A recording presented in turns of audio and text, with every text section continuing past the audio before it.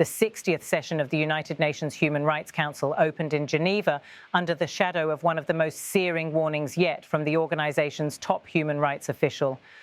Volker Türk, the United Nations High Commissioner for Human Rights, delivered a stark address that quickly reverberated far beyond the chamber walls.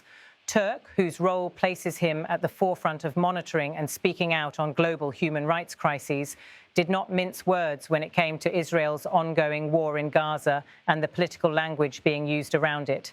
In his opening remarks, he told delegates, "I am horrified by the open use of genocidal rhetoric and the disgraceful dehumanization of Palestinians by senior Israeli officials. The region is crying out for peace. Gaza is a graveyard. Israel remains in deep trauma after the horrific attacks by Hamas and other armed groups on October 7th and the continued holding of hostages. Our militarization, occupation, annexation and oppression will only feed more violence, retribution and terror." This statement, broadcast live from Geneva and carried by UN TV, immediately dominated headlines, not only for its content, but for its timing.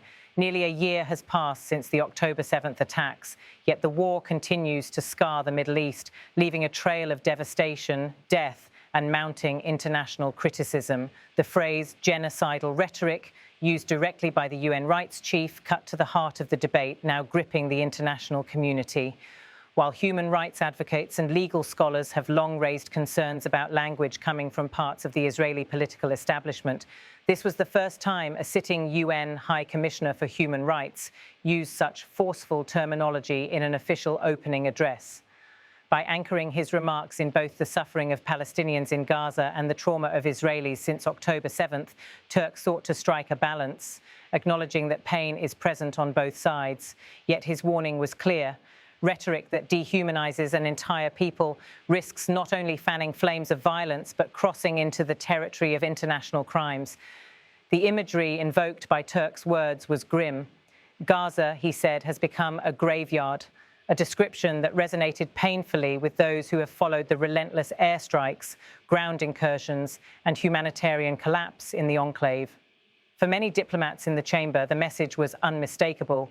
Gaza is no longer simply a conflict zone, but a place where the very fabric of human life is being shredded. UN officials, humanitarian organizations, and aid workers have repeatedly warned that the blockade, combined with the destruction of essential infrastructure, has left the population teetering on the edge of survival. Türk's choice of words not only highlighted the devastation, but also echoed a broader concern that the language used by leaders and officials is normalizing a cycle of dehumanization. Such rhetoric, history shows, often precedes the gravest atrocities. One of the most striking aspects of Türk's speech was his insistence on recognizing Israeli trauma. He reminded the Council of the attacks on October 7th, when Hamas and other armed groups carried out an assault that killed hundreds and led to the ongoing captivity of hostages.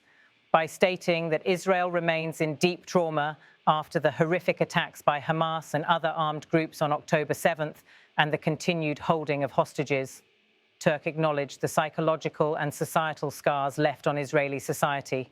But the message did not stop there. His argument was that trauma cannot justify the spiral of militarization, occupation, and annexation that perpetuates cycles of retribution. He warned that policies rooted in vengeance or domination will only yield more instability. The Human Rights Council has long been a battleground of competing narratives over the Israeli-Palestinian conflict. Israel and its allies frequently accuse the Council of bias, while many member states argue that the severity of human rights abuses in Gaza demands scrutiny. By choosing such forceful language in his opening remarks, Türk placed the UN squarely in the center of the debate. His words will undoubtedly face backlash from Israeli officials who have consistently rejected accusations of disproportionate force or systemic dehumanization. For the UN, however, silence in the face of rhetoric perceived as genocidal would be untenable. The High Commissioner's Office is mandated to call out abuses wherever they occur, regardless of political sensitivities. Observers noted that Türk's remarks evoked the broader lessons of history. International law, particularly the Genocide Convention, emphasizes that incitement and rhetoric play a Beyond the immediate conflict, Türk's warning also carried geopolitical weight. The Gaza war has already strained regional relations, with neighbouring Arab states voicing outrage, Western allies divided in their responses, and global South countries demanding stronger action from international institutions. The statement that our militarization, occupation, annexation and oppression will only feed more violence, retribution and terror served as both a critique of Israeli policy and a caution to the international community. Support for endless militarization, he implied, will not bring security but perpetuate insecurity across borders. Behind the political debate lies the staggering human toll. Gaza's health system has collapsed under bombardment, with hospitals overwhelmed and medical supplies scarce. Families have been displaced multiple times, forced into makeshift shelters with dwindling access to food, water and electricity. At the same time, Israeli families continue to live under the shadow of hostage crises, with loved ones held in undisclosed conditions. The trauma of October 7th reverberates not just through survivors, but through a society that now views its security as permanently threatened.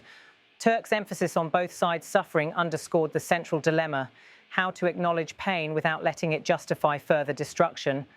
Diplomatic reactions to Turk's remarks are expected to unfold over the coming days. Human rights organisations are likely to welcome the High Commissioner's frankness, seeing it as a necessary step in holding powerful actors accountable.